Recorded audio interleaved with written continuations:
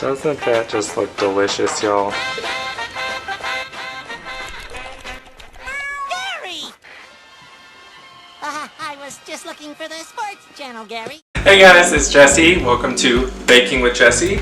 Today we're going to be making Tangzhong Milk Bread. It's super fluffy, super delicious, great for any type of meal, and super simple. So join in, let's go.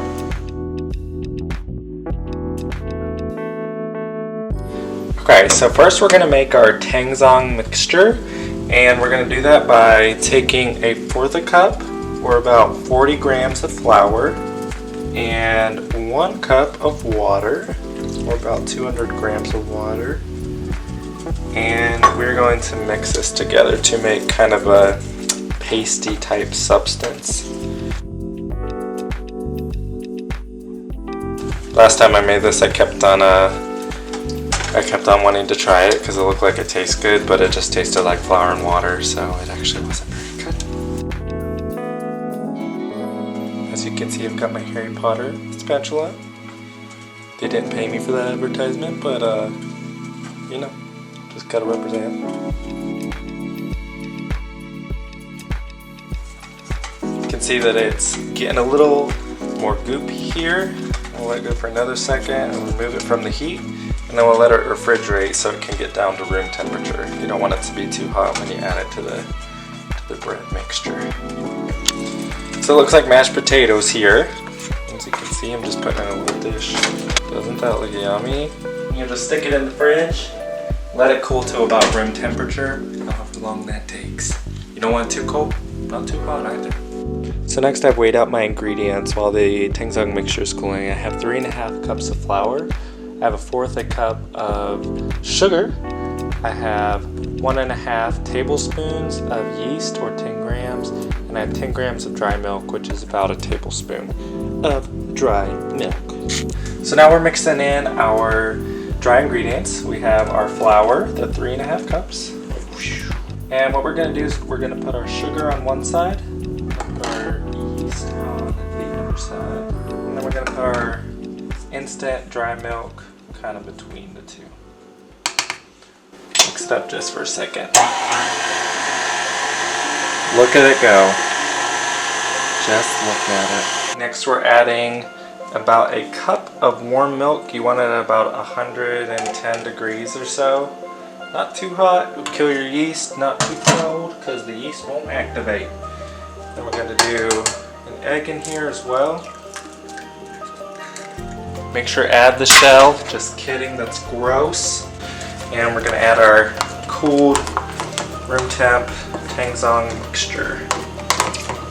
Just get it all in there. It's going to start off kind of liquidy, a little watery.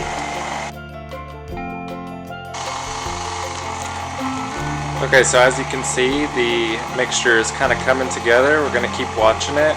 And if it's too dry, we'll add a little bit more water. And if it's too wet, then we'll add just a little bit more flour. Little by little, so it gets a nice, good texture. Just let that go for a couple minutes. It's starting to look good. It's pulling together. And you know when it's a good texture when it's pulling all the flour and extra stuff off the sides of the bowl as well. Just gonna add a little bit more flour.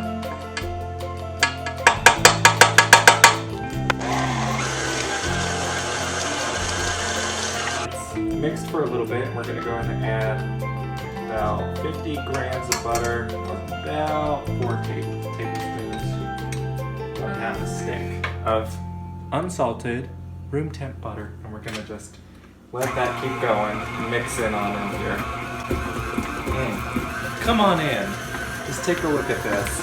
It's getting nice and buttery, making kind of some weird ASMR noises, but that's okay. Add a little bit more flour to keep it all together. Just real sparingly, you don't want to overdo it. Put it up the temp, the heat. Wow, it's so fast! My stand mixer likes to go a little crazy, so I like to hold it like this. For stability's sake. Makes me feel good. Now let's go and check on that. So what we're gonna do next is, I've already cleaned this off, just got some flour on it. Put some more flour down, like that. And we're gonna take our bread dough. Still a little bit wet, but it's okay. Bring it on out. Oh, that is so nice and soft, y'all. So we're gonna just knead it a little bit more by hand. You just do that by pulling back, pushing down, turning it a little bit. That is so soft. It's like adult Play-Doh. I just love that stuff. But you can eat this, unlike Play-Doh. So then I like to kind of roll it into a ball. And if you come over here and look, come on over. You can see it has a pretty smooth texture. You know, it's not too mottled or anything like that. Real smooth there. I'm gonna just do it a couple more times. I'm gonna get a little cooking spray. I'm just gonna grease the inside of it. Throw our dough in there. We'll turn it once. Just once. And I'm just gonna do a little bit extra on top. And what the oil does on there is that whenever it's rising, it creates it from creating like a hard skin on top. It keeps it a little bit moist. So I'll put a little cling wrap over this, and I'm gonna leave it for about 1 hour to rise and double in size. You can use this or a damp kitchen towel. So we're gonna put that in a warm part of the kitchen, so I'm just gonna stick it here on the stove. And while it does that, since it's about an hour, I absolutely hate messy kitchen. As you can see, I've got dishes and flour and coffee and things everywhere. So I'm gonna clean up a little bit, and then we're gonna get back to it after about an hour. So the dough has risen wonderfully. It's really big and beautiful. So I'm just gonna press down twice. Here. The holes are stained, so you know it's good. We'll just punch it down a little bit, and we're going to turn it over and split it into 6 parts. Hey Siri, what's 1236 divided by 6? 1236 divided by 6 is 206. I'm going to create a little space up here. That's clean, don't you worry. And I'm going to do a little bit of flour. And what we're going to do is just take these little guys, roll them into balls.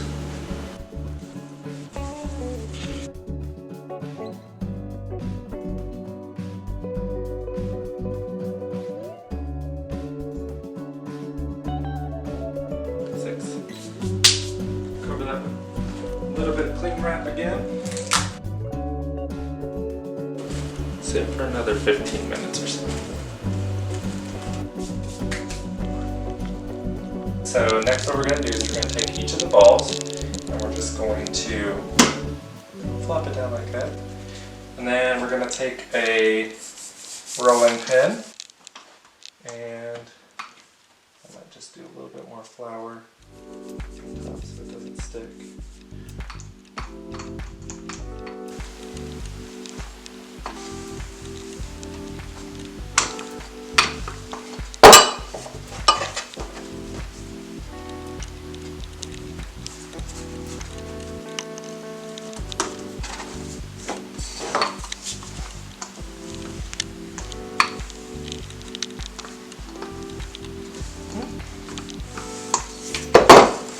Again, fold over, pinch, and roll in there.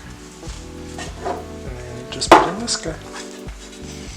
So we'll do that the same for both of our guys, and afterwards you'll cover it again with some cling film and let it sit for another 30 minutes to rise again. And while you're doing that, you can preheat your oven to 355. After those are done, you'll bake them for about 25 to 30 minutes.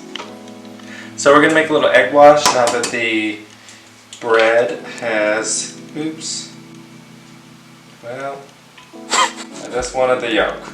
So we just got the yolk back, and we're going to make a little egg wash to put on top before it goes in the oven. Okay. So I don't want the white. Throwing away the white. just the yolk. Just gonna do a little splash of milky milk. Good. Make some scrambled eggs. Just kidding, that's gross. Don't want scrambled eggs on the breads. Okay, so these have risen quite well. Nice and plumped up before we put them in the oven. In the oven too, they'll rise a little bit more. So we're just gonna put our egg wash on here. Not too much, but generous amount, I'd say. They're ready for the oven. So you see I have two different types of pans here. That's just because I don't have a whole lot of bread pans. So they will probably bake at a little bit different things, so we'll just have to kind of test them. The aluminum one seems to take just a little bit longer, so I'm going to put them in there for 25 to 30 minutes or so, and then we're going to get them out. So our bread's done. I'm going to go ahead and take it out. Oh man, that smells delish. If you tap on the top and it sounds hollow, then it's good to go. I'm not eating raw dough. There you go. Could probably have done for a little bit more, just because it's real wet on the bottom there, but that's okay. Yeah, crazy. Doesn't that just look delicious, y'all? I'm just gonna tear into this guy. Oh yeah. Nice and flaky. That is gonna be so good. Yum. Oh, that's good. My family told me whenever I got real into baking to watch out or else I'd gain a ton of weight. And I can see why, because I could just eat this stuff straight all day long. It's so good. So, subscribe, like, comment down below, and I hope to have more videos out for you guys for more baking adventures. Bye!